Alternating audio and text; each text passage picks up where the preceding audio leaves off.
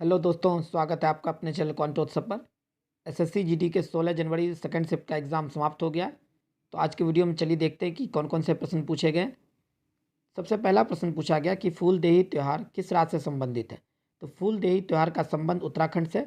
इसके बारे में कुछ फैक्ट भी देखते हैं कि उत्तराखंड के फसल उत्सव के रूप में इसे मनाया जाता है।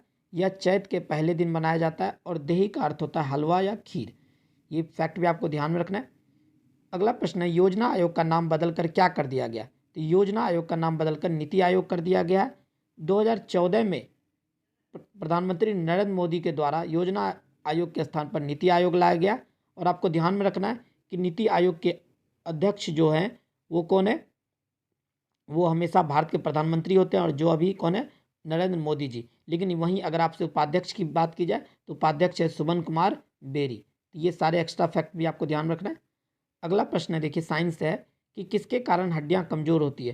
तो मुख्यतः हड्डियां कमज़ोर होने का रीजन जो है वो क्या होता है, कैल्शियम होता है। कैल्शियम का सिंबल सी होता है और इसका एटॉमिक नंबर 20 होता है। और अगर एटॉमिक मास की बात की जाए तो वह 40 होता है। तो ये भी आपको ध्यान रखना है दोस्तों। अगला प्रश्न देखिए कहा है कि बांस ड्रिप सिंचाई प्रणाली कहाँ प्रयोग में लाई जाती है।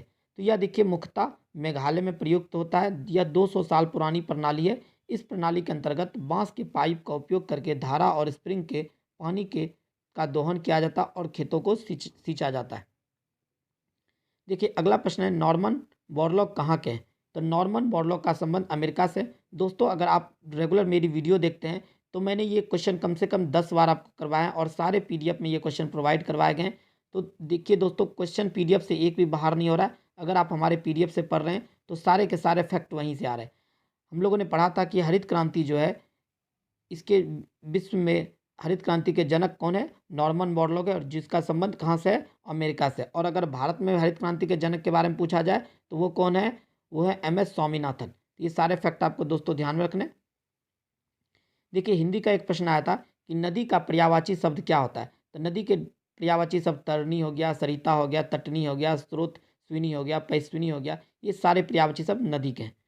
देखिए एक प्रश्न आया हुआ है कि गुलाब और सपेरा किस नृत्य से संबंधित है। तो यह कालबेलिया नृत्य से संबंधित है। देखिए यह भी दोस्तों रिपीटेड प्रश्न है। तो मोस्टली 50% क्वेश्चन दोस्तों अब रिपीट होने लगे। तो सारे के सारे प्रीवियस क्वेश्चन को आप जरूर एक बार देख ले। कालबेलिया नृत्य भारत के राजस्थान राज्य का एक लोक नृत्य है। देखिए अगला प्रश्न है दोस्तों कि अंडर 19 2020 वर्ल्ड कप कहाँ हुआ था। तो यह वेस्ट इंडीज़ में हुआ था और इसमें 16 टीमों ने हिस्सा लिया था, जिसमें विजेता कौन था, भारत था। उपविजेता इंग्लैंड था। प्लेयर ऑफ द सीरीज कौन बने थे, दक्षिण अफ्रीका के डेवॉल्ड ब्रेविस। और सबसे ज़्यादा रन भी इन्होंने ही बनाए थे, 506 रन। और सबसे ज़्यादा विकेट श्रीलंका के डूनिस वेल्लेज ने लिया था।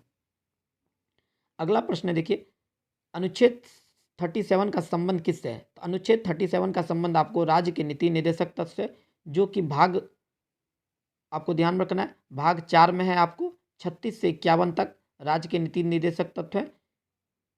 तो उसी में से अनुच्छेद 37 से लिया गया। और इसके अंतर्गत कहा गया है कि किसी भी न्यायालय द्वारा प्रवर्तित इसे हम नहीं कर सकते, जबकि मौलिक अधिकार को न्यायालय के द्वारा प्रवर्तित किया जा सकता है।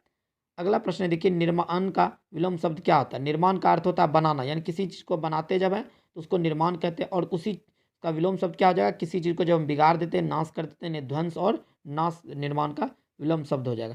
देखिए एक मुहावरा आया था, लंगोटी में फाग खेलना। देखिए दोस्तों यह भी रिपीटेड प्रश्न है। लंगोटी में फाग खेलना का अर्थ है दरिद्रता में भी आनंद मनाना। यानी कोई गरीब है और फिर भी वो बड़े बड़े शौक रख रहा है, तो उसको हम लोग कहते हैं लंगोटी में फाग खेलना। तो दोस्तों सेकंड शिफ्ट के इतने ही क्वेश्चन मुझे मिले।